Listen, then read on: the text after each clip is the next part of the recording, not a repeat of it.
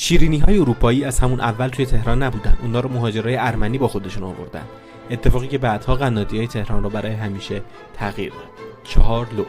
سال 1345 بود که یک زوج ارمنی به اسمهای آنیک و لئون قنادی لرد رو راه انداختند. درست روبروی کلیسای سرکیس. شعبه دوم این قنادی سالها بعد توسط خود لئون در آمریکا افتتاح شد.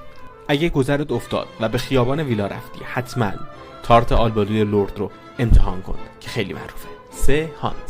هانس سال 1337 توسط یک قناد آلمانی تأسیس میشه و بعد از اون مدیریتش به یک خانواده ارمنی واگذار میشه. اگر دیر برسی احتمال داره معروف ترین کیکش تموم شده باشه، کیک اسفنجی خامه و توت فرنگی. هانس اونقدر محبوبه که قبل از اینکه کیکاش داخل تنور برن فروش میرن. داخل حیاط کوچیک و سرسبز هانس هنوز هم صدای صحبت کردن کارکنان به زبان ارمنی شنیده میشه. 2. اوریانت. سال 1321 مهاجران ارمنی شوروی سابق اوریانت رو توی خیابان روزولت یا همون مفتح امروزی افتتاح کردن. جالبه بدونیم که اوریانت اول یه نونوایی بوده و بعد تبدیل به قنادی شده.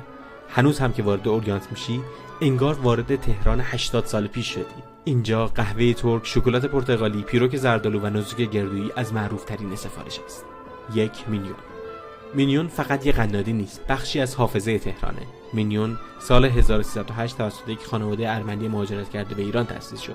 نسل‌های مختلف تهرانی‌ها برای شیرینی، شکلات و قهوه به اینجا اومدن. هنوز هم خیلی‌ها معتقدن مزه بعضی از شیرینی‌های مینیون همون مزه‌ایه که سالها قبل میشناختن.